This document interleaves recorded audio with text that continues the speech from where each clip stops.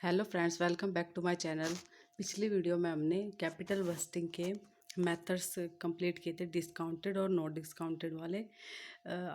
इस वीडियो में हम रिस्क और अनसर्टेनिटी को देखेंगे, उसके मेथड्स पढ़ेंगे जो कि कैपिटल बस्टिंग के अंदर यूज़ किए जाते हैं रिस्क और अनसर्टेनिटी निकालने के लिए।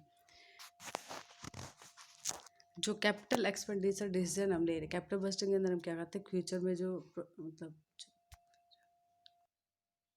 जो कैपिटल एक्सपेंडिचर डिसीजन क्या होता है, मतलब कि जो हम प्रोजेक्ट लगाने वाले हैं उससे रिलेटेड हम डिसीजन लेते हैं। तो वो हमारा कैपिटल एक्सपेंडिचर एक तरह से पूंजीगत खर्चा होता है। और इसमें हम क्या करते हैं कि हम सिर्फ एक मतलब एक मान्यता नहीं मान सकते सिर्फ प्रॉफिटेबिलिटी को देखकर, जब तक कि हम उसका रिस्क और अनसर्टेनिटी नहीं देख लेते उन मान्यताओं के साथ। मतलब जो भी हम मान रहे हैं प्रोजेक्ट को सिलेक्ट करते टाइम हम क्या करते हैं, इसके अंदर रिस्क और अनसर्टेनिटी को भी देखते हैं प्रॉफिट के साथ साथ। ये हमारा बहुत ज़्यादा इंपॉर्टेंट होता है। मतलब कोई भी हम प्रोजेक्ट लगा रहे हैं उसमें रिस्क भी होता है, मतलब कितना अमाउंट हमारा लग रहा है, वो अमाउंट मतलब भविष्य में मतलब बहुत सारे मार्केट के फैक्टर्स भी होते हैं जो जिसके कारण हमें रिस्क हो सकता है। मतलब वो प्रोजेक्ट हमारा चल भी सकता है, नहीं भी चल सकता, तो बहुत तरह के रिस्क होते हैं। और अनसर्टेनिटी तो होती है क्योंकि फ्यूचर में हम उसको लगाएंगे वो मतलब कैसा चलेगा कैसा नहीं चलेगा, मतलब किसी बात को लेकर हम स्पष्ट रूप से नहीं कह सकते।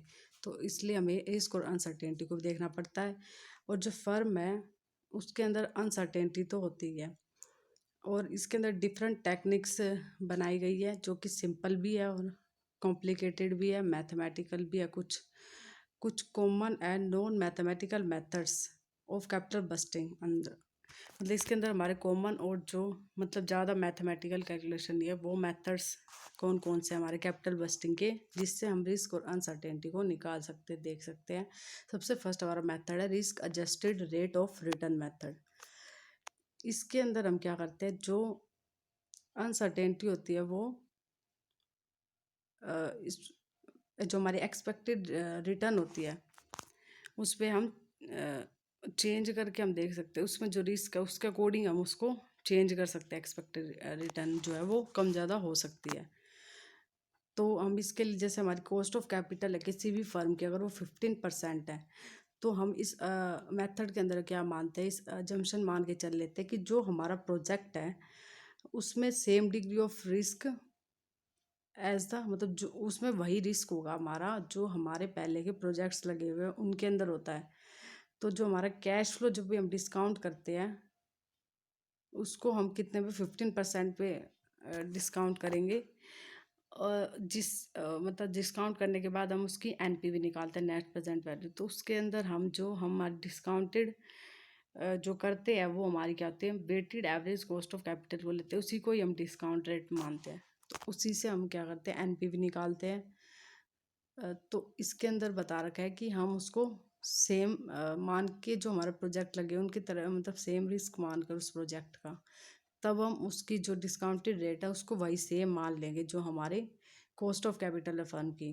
तो if the proposal were to be more, अगर वो कम या ज़्यादा रिस्की हो जाता है जो हमारे पहले वाले लगे हुए हैं उनसे, तो हम जो डिस्काउंट रेट है उसको हम कम ज़्यादा भी कर सकते हैं 15% से, मतलब जो हमारी कॉस्ट ऑफ कैपिटल है फर्म की उससे कम ज़्यादा भी कर सकते हैं उसकी वैल्यू।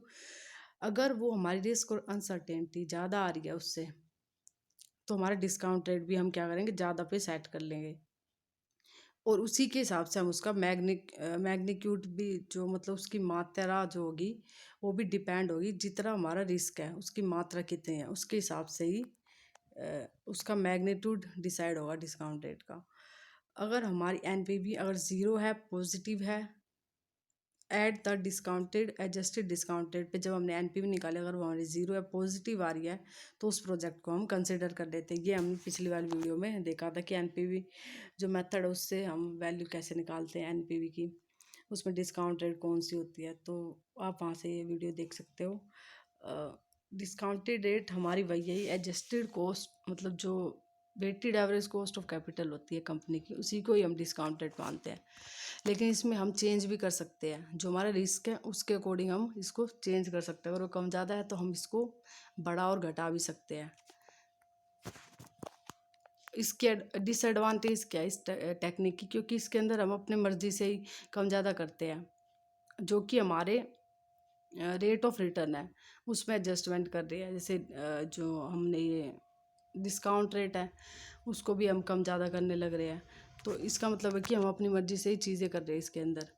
अ, इसमें क्या करते हैं हम इन्वेस्टमेंट को किस तरह से डिवाइड करते हैं, रिस्क क्लासेस के अकॉर्डिंग डिवाइड कर रहे हैं इन्वेस्टमेंट को, मतलब कितना रिस्क हो रहा है उसके हिसाब से कम ज़्यादा कर रहे हैं। और different rates of return assign कर रहे हैं हर प्रोजेक्ट पे। और ये जो कैटेगराइजेशन है हमारी मर्ज़ी के अकॉर्डिंग हो रहा है, मतलब हम अपनी मर्ज़ी से करते जा रहे हैं। तो इसमें हम सारी इन्फॉर्मेशन को यूज़ नहीं कर रहे हैं, जो कि हमारे जो प्रोबेबिलिटी डिस्ट्रीब्यूशन है कैश इनफ्लो का, मतलब ये भी एक रिस्क और अनसर्टेनिटी का मेथड है। जो वहाँ से जो हमारे कैश इनफ्लो है, मतलब हम दूसरे मेथड या उसमें जो अलग फैक्टर्स यूज़ कर रहे हैं वो इसमें यूज़ नहीं कर रहे, सिर्फ हम अपनी मर्ज़ी से ही जो हमारे ये डिस्काउंट रेट है उसमें चेंज कर रहे हैं, जो कि ठीक नहीं है। उसके बाद है सेकंड है हमारा अनसर्टेनिटी इक्विवेलेंट्स। ये हमारा मतलब उसी की तरह मतलब दूसरा मेथड है एक risk adjusted rate of return से। इसमें हम क्या करते हैं कि एडजस्टमेंट किस में कर रहे हैं, जो हमारे फ्यूचर में कैश फ्लो होंगे ना उनके अंदर उनकी पहले प्रेजेंट वैल्यू हम जैसे कई मेथड्स के अंदर निकालते हैं, तो वो निकालने से पहले हम उसमें एडजस्टमेंट कर लेंगे। इसके अंदर हम क्या करेंगे, जो एक्सपेक्टेड अनसर्टेन कैश फ्लो है उनको उनकी वैल्यू निकालेंगे प्रेजेंट वैल्यू निकालने से पहले। और इसको हम हर साल मॉडिफाई करेंगे। इसको मल्टीप्लाई करके किससे मल्टीप्लाई करेंगे, इसको जो हमारा सर्टेनिटी इक्विवेलेंट कोफिशिएंट है,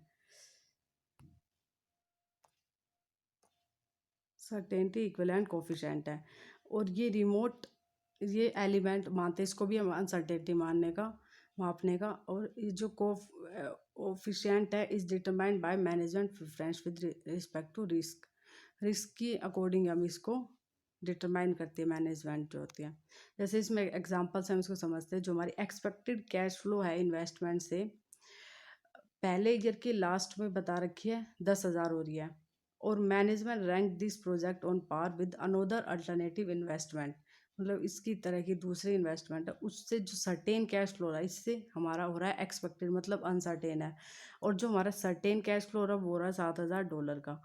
तो CEC in this case is 0.7, मतलब हम कैसे निकाल लेंगे जो हमारे ये $7,000 हो रहा है डॉलर सर्टेन जो हमारे कैश फ्लो उसको डिवाइड कर देंगे जो हमारे अनसर्टेन कैश फ्लोज है, यानी कि 10,000 से।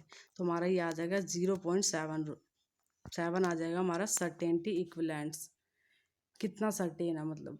और इसमें हम क्या करेंगे, ये हमारा निकल गया सर्टेनिटी इक्विवेलेंट्स, इसका फॉर्मूला बता रहा है certain cash flow divide by uncertain cash flows. तो CEC can be assign to each years expected uncertain cash flow, मतलब हर साल जितने भी एक्सपेक्टेड अनसर्टेन कैश फ्लो होते हैं उनको उनको असाइन कर देते हैं, मतलब कितना निकलेगा उनका उसके हिसाब से। और उनको कन्वर्ट कर देते हैं सर्टेनिटी इक्विवेलेंट से। एंड उसी से हम फिर रेट ऑफ रिटर्न या फिर हमारी जो NPV है वो निकालते हैं मेथड यूज़ करके। C approach also present practical problem implementation as it is very difficult to assign the exact CEC for a given stream to expected future cash flow, मतलब कि एक तरह से असाइन करना ही मुश्किल हो जाता है कि भाई किसी प्रोजेक्ट को हम फ्यूचर कैश फ्लो को कितनी दे। लेकिन ये फिर भी सुपीरियर मेथड है इसका एडजस्टेड रेट ऑफ रिटर्न से, क्योंकि इसमें डिस्काउंट रेट का यूज़ नहीं कर रहे हैं। और डिस्काउंट रेट के अंदर हम क्या मानते हैं कि रिस्क जो इंक्रीज होगा हमारा वो कांस्टेंट रेट में, मतलब हम परसेंटेज ले लेते हैं उसके अंदर जो कि हमारी सही नहीं होती है। इसके अंदर हम क्या कर रहे हैं, पीरियड बाय पीरियड रिकॉग्नाइज कर रहे हैं, जिस तरह से हमारी अनसर्टेनिटी बढ़ती जा रही है। तो हम जो ये है ये सर्टेनिटी इक्विवेलेंट्स हर साल हम उसके हिसाब से निकालते जाएंगे। तो इसलिए ये जो है मेथड ये सबसे ज़्यादा बेस्ट है। और ये क्या है, मतलब उल्टा होता रहता है रिस्क के साथ साथ, मतलब चलता रहता है ये ज़्यादातर। और C approach it is the future cash flow a project which is subject to risk and not the rate of return, मतलब इसके अंदर हम रिस्क को ध्यान में रख के हम निकाल रहे हैं फ्यूचर कैश फ्लो, ना कि रेट ऑफ रिटर्न में चेंज कर रहे हैं, डिस्काउंट रेट में चेंज कर रहे हैं। इस मेथड के अंदर यही बेस्ट चीज़ है सर्टेनिटी इक्विवेलेंट्स में। अगर आप लोगों को कॉमर्स रिलेटेड मटेरियल के लिए इस चैनल को ज्वाइन करना तो आप इस यूज़र नेम को सर्च करके ज्वाइन कर सकते हो। और अगर आपको इन दो जो हमारे मेथड्स हमने पढ़े हैं, इन मतलब इनकी प्रैक्टिकल की वीडियो चाहिए हो तो आप कमेंट बॉक्स में कमेंट कर सकते हो। और अगर इसके जो अगले मेथड्स है, हमारे प्रोबेबिलिटी का हो गया, डिसीजन ट्री हो गया, इनको हम अगली वीडियो में पढ़ेंगे, इसी के मेथड्स जो आगे हैं। और अगर जैसे कि अब टाइम का इशू है तो इसलिए मैं हाफ हाफ करके वीडियोस बना रही हूँ, तो उसके लिए सॉरी एंड थैंक यू।